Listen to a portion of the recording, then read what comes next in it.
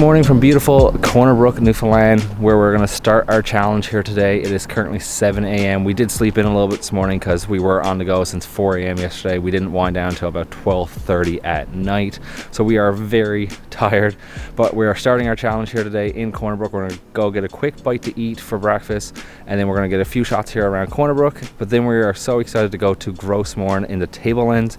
We haven't been there before. I haven't been there. Mahler hasn't been there. We have never shot there, so we're super excited to see what kind of shots we get there. We might even get the epic shot with the IONIQ 6 here that we're looking for. After the Tablelands, we're going to go to Deer Lake, and then we're going to go to Gander for tonight.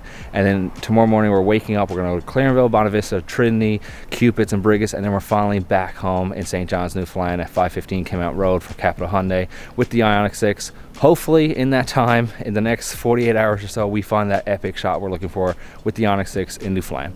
So let's get started.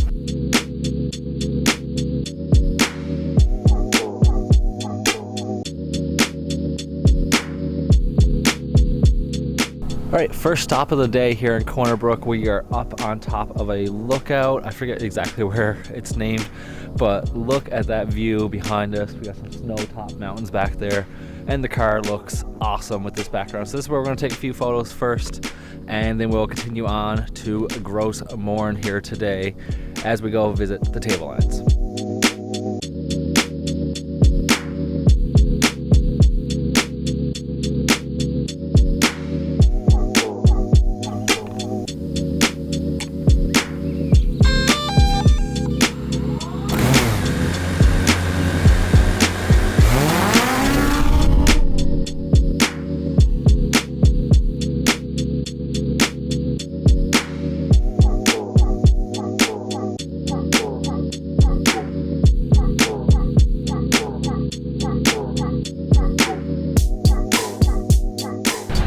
All right, we're just down here now in front of the pulp and paper mill here in Corner Brook, a very big staple in this community, in this town. It was built in 1920. It started producing paper in 1925. And weirdly enough, we're here in a fully electric car that can do 435 kilometers. The base model rear-wheel drive gets 581 kilometers. But this paper mill started producing paper when horse and carriage was still the main transport for logging in the woods, deep in the woods. There was no real machinery that was affordable and capable of hauling wood out of the woods for lumber. Here we are now with an electric vehicle outside this paper mill that's seen a lot of history come through. And we definitely don't have a horse and buggy anymore, but we do have a fully electric Hyundai IONIQ 6. So we were just about to leave this parking lot and we noticed this really cool brick building. It's a shopping plaza, pretty cool underpass here and stuff. But even when you're out shooting and you're shooting your car, this is a little helpful tip. Just keep looking around what you might find, because this little corner may not look like much to the naked eye, but on the camera it looks really cool. Mahler's up on the stairs there now getting a few extra shots of the car here. But with nice lighting, overcast like it is today, car in a cool industrial looking brick background, you can get some pretty cool shots. So we're gonna head to Gros Morne now, Tablelands. Let's get started.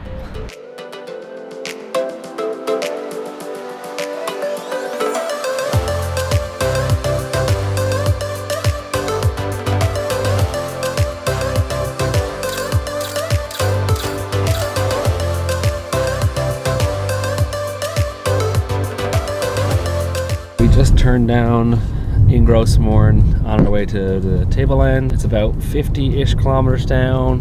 We left with 100% battery in Corner Brook.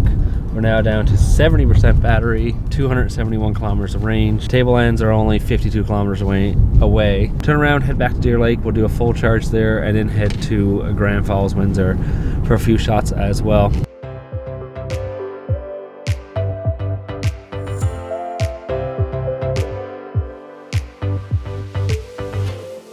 Right, on our way to the Tablelands, of course, Gros Morne is absolutely gorgeous in every aspect.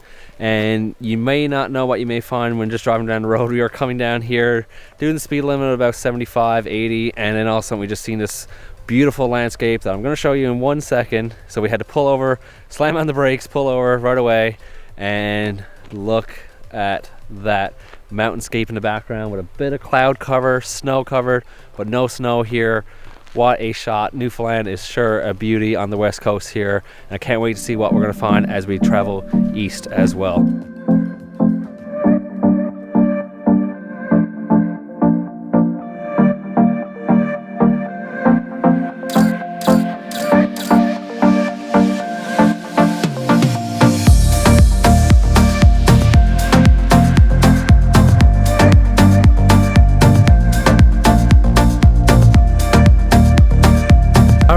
Again, another quick stop because Newfoundland is full of scenery. We found a little wharf here with snowy covered mountains in the background. I mean, you can't get more Newfoundland than that. Fishing wharf, mountains with snow on the west coast. Otter's already got his camera out. Let's get a few quick shots.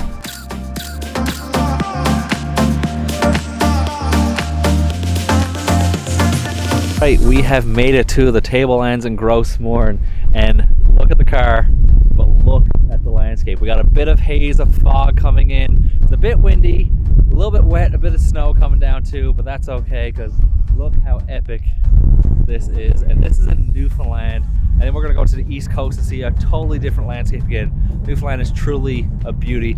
We are gonna get some really killer shots here, I think, and this might be a contender for the ultimate photo of the IONIQ 6 in a Newfoundland background, because you can't get better than this. So the Tablelands are actually a really special place in the world, not even just in Newfoundland. It's where the two continents collided and drove the surface of the earth upwards and created this, the Tablelands. A lot of scientists say that they are like the surface of Mars. There's absolutely no vegetation, nothing can grow on the Tablelands because it can't sustain life.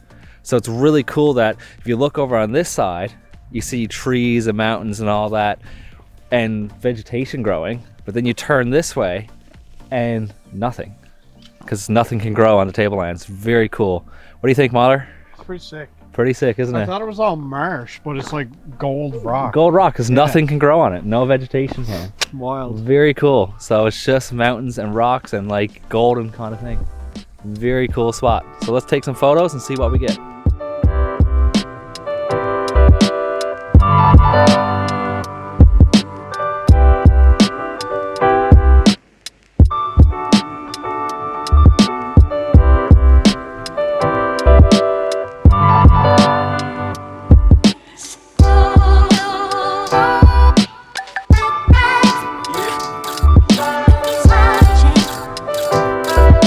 'Cause it's a bit cold out here. Snow indicates that for sure. Hands are a little bit cold, a little bit shaky, hood's up. Otto's getting some epic shots, I'm sure, right now. What do you think? Yeah, it's pretty sick. Pretty sick. Here we're gonna head down, now about 10 minutes down the road that way, further down to Trout River and see what we get. Although the indication of a bit of fog down there means that we probably are not gonna see much, but hopefully we have a little break in the clouds and we can actually see some water and see what kind of cool little fishing village Trout River is to get some epic shots. Then we're turning around, heading all the way back where we came and going out to Deer Lake, doing a quick charge there, and then we're heading straight to Grand Falls and then Gander for the night. Let's continue on.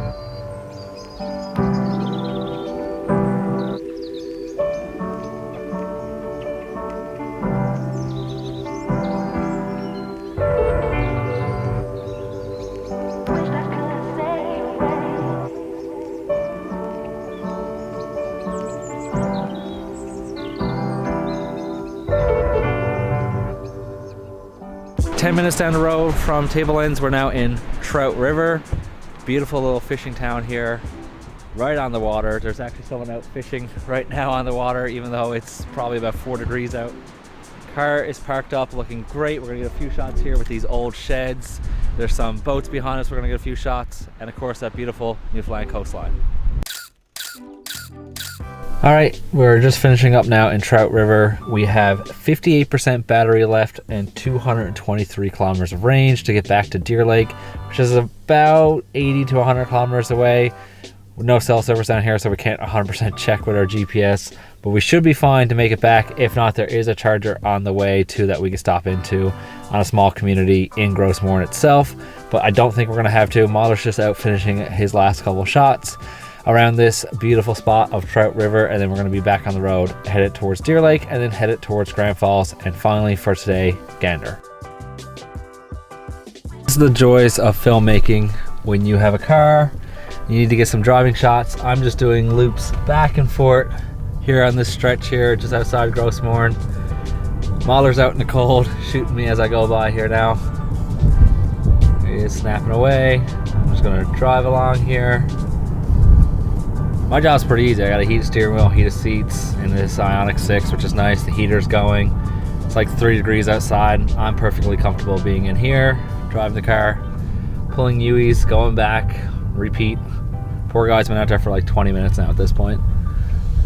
But the scenery is absolutely gorgeous. Also, the turning radius of this IONIQ 6 is great. Small little road here, and in one cut, and I can go right around, which is fantastic. Here we go, another run. Speed up for him a little bit.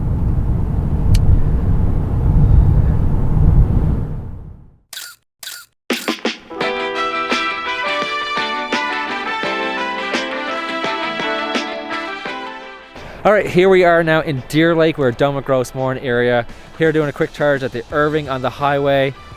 We pulled in with 37%, 144 kilometers. We're here now we were only gonna stop for about 15, 20 minutes, but we've already been here for 20 minutes talking to a guy who has a hybrid, who absolutely loves the technology and the range that he's getting out of it. He was super interested in a full EV. Just awesome ride, we're loving it. He's loving his hybrid. I mean, it's the way of the future so far. So we're gonna top up here now, and we're gonna head to Grand Falls and then Gander on this one single charge. Once it's done in the next about 5 to 10 minutes or so.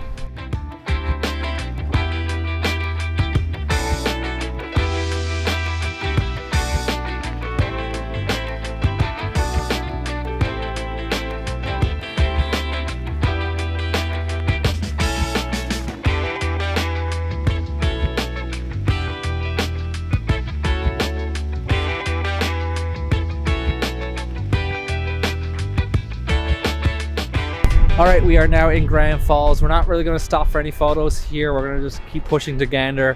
So we had a long day yesterday, and we took a little bit longer time in Gros Morne, getting a few shots than what we would liked. We stopped to charge in Deer Lake and talked to somebody for a little bit longer than we would like, so we're a little bit behind schedule. So we skipped over Grand Falls for any photos. We're gonna go straight to Gander now for the night, take a few photos in Gander. As you can see, the weather kind of changed. It's now wet, misty, mozzie Newfoundland weather, which is really nice. So we're here in Grand Falls charging up. We just pulled in with about 19% battery and about 70 kilometers of range. Stop here now for about 20, 25 minutes, top up to get to Gander, and then we'll be good for the night. Any words? No. No? All good? This weather sucks. This weather sucks, yeah, it really does. It's about like 2 or 3 degrees, windy, mozzie. I mean, it's beautiful. It's beautiful. Newfoundland. This is Newfoundland. If you come to Newfoundland, this is what you expect. So the IONIQ 6 is getting its first taste of true Newfoundland weather here. Yeah. But we're gonna hop in the car where it's warm. You actually can turn on the car of an EV while it's charging. It just limits your charging rate, but we can hop in the car, turn it on, and heat it up with our heated seats and stuff, which is really nice. So that's what we're gonna do.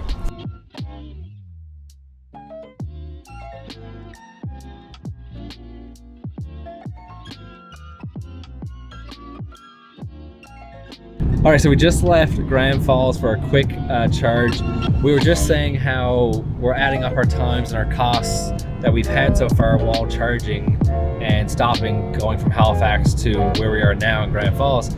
And one, it hasn't been near as much money in gas. We'll total up the total cost at the very end of our trip, obviously, but so far we have not even spent close to what Mahler would spend in his Fiesta in gas for sure for this travel, based on the 1,200 kilometers we've traveled so far. Quite a mozzie wet day out there now. Wet snowing there now. As the wipers are going, they're making a little buzzing noise. I don't know if you guys can hear it. I heard a squeak. It's like yeah, it's just a little squeak. And Mahler just pointed out he's not used to driving EV. I've been driving EV for almost a year now. He said, "What is that? Is what's the wipers are making a weird noise?" And I said, "No.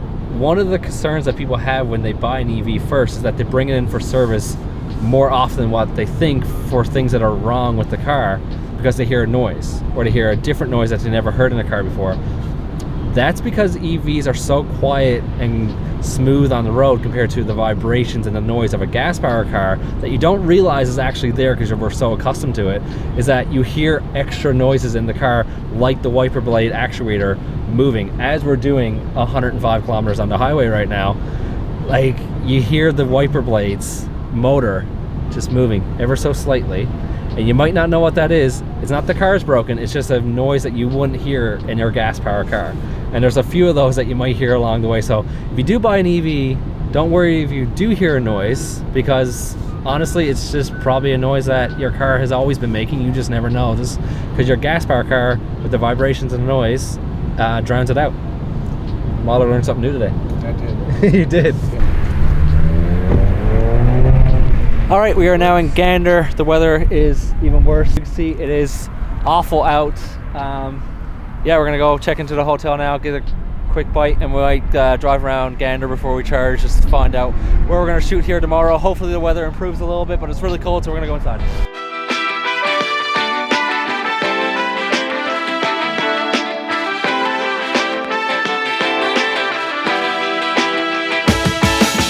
So here we are in Gander. We're going to charge up now. The car has 21% battery. We're going to charge it up to 100% for our trip tomorrow to Bonavista and Trinity, and then Brigus and Cupid's, and then we're going to be back home. So to charge up, it's super easy to charge an EV actually, especially if you're at home. You just simply plug it in. When you're out and about where you got to pay for your charging, it's even easier as well. So all you do is need a phone and an app or a credit card. If you have a phone, you just download the app. Right now we're using ChargePoint. That's what this charger is. As you can see up top, it says ChargePoint. So you download the ChargePoint app on your phone, make an account, put in your credit card information, and it's as simple as that. You can even add that card then to your wallet. So on my Apple Wallet, there's the ChargePoint card. Super simple. You just come up then, hit this right here, it will open up. Here's our charger. We got a level 2 charger, which is right here, and we have our level 3 charger right here, DC fast. So all you do is you go up to the charging module, take your level 3 charger, come around here, plug it in to the car like that, nothing to it, come over here, and this is how simple it is. My wallet's open with my ChargePoint. I just simply tap, it accepts it, waiting for the EV, boom, we're charging just like that. So the car is now accepting, it's also talking to this charger, and the cool thing is I can log into my ChargePoint app on my phone and check how my battery level is on my phone, because the car and as you can see, the car just talked to me saying it's charging. The car and the module talk to each other and talk to my app, so that I can just go on and check my charge level and how much battery and how much kilowatts I have gained back and how many kilometers, and also, most importantly, the cost. And then I can come back and I can just simply unplug, put it back, and I'm on my way for a fraction of the cost of gas. And it's really that simple.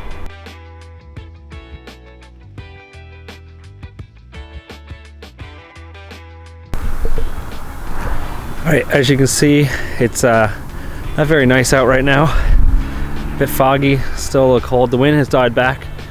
I'm just leaving our hotel there now in Gander to head over to get our car, which is over at the gas station next door. Ironically, at the gas station, that's where the charger is.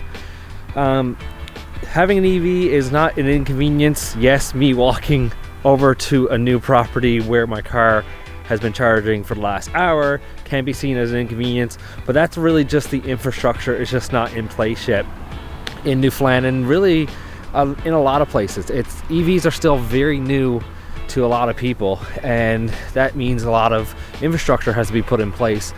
Now in Newfoundland, there is a charger every 70 kilometers on the TCH highway, so you can go great distances and right across the island without needing a charge. The problem is where the chargers are located in convenient places like hotels and restaurants and stuff like that. That will be coming in time, I'm sure, as it's already being put in place. I mean, when we started this in Halifax, our charger was at our hotel, which was super convenient.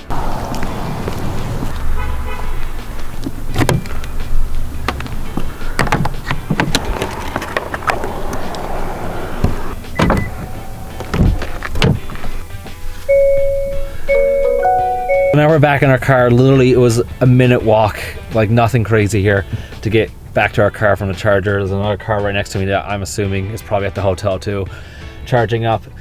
The infrastructure is gonna come. There was a time not too long ago that gas stations weren't on every corner. Now, I mean, you look, there's 3 or 4 on one stretch of road. It's gonna get to the point where chargers are the exact same way, that you're gonna be out and about and you're gonna see a line of chargers at your restaurant, at the mall, at the hospital, just on the side of the road, in charging spaces all around, and it's going to become quite the norm as EVs become normal. It's going to happen. In 2035, the Canadian government has already said that all new car sales must be of EV orientation, either a hybrid or fully EV. So it is going to come sooner than we think. I mean, that is not even 15 years away, which is kind of crazy to think about.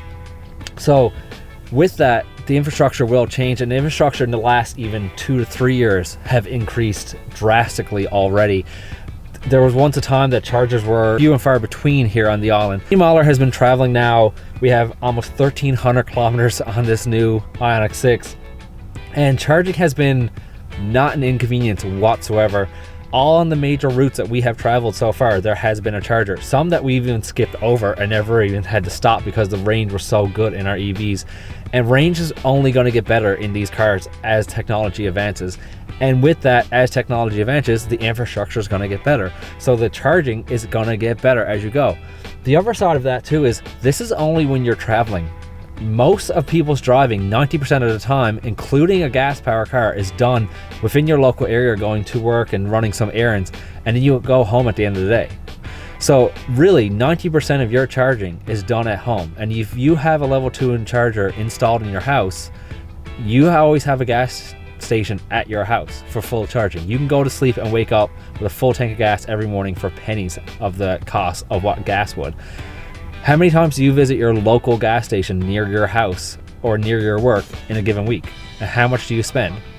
Take that and now do it at home and do 1/10 of the cost of that gas. That's basically what it's like living with an EV. Traveling with an EV right now, like I said, can be a little bit tangly depending on where you're going, and you do have to plan a little bit ahead and look at your range, X, Y, and Z. But that's only going to get better as more EVs hit the road and more EVs hit the market, and the infrastructure has no choice but to get better, just like gas stations did a few years back. So anyways, here we are in Gander. We're fully charged up now at 100% for the night, and it costs us $21 for an hour charge on a DC fast charger. We'll add that to our tally, and we'll tally it all up at the end of the trip to see exactly how much we spent and how much time we spent charging this IONIQ 6 to get from Halifax to St. John's, Newfoundland.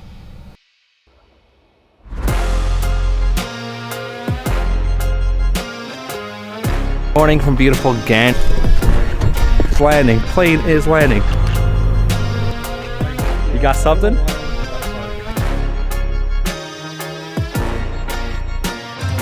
Made it to. You're new to EV, so what do you think of the whole trip as charging network and all that kind of thing?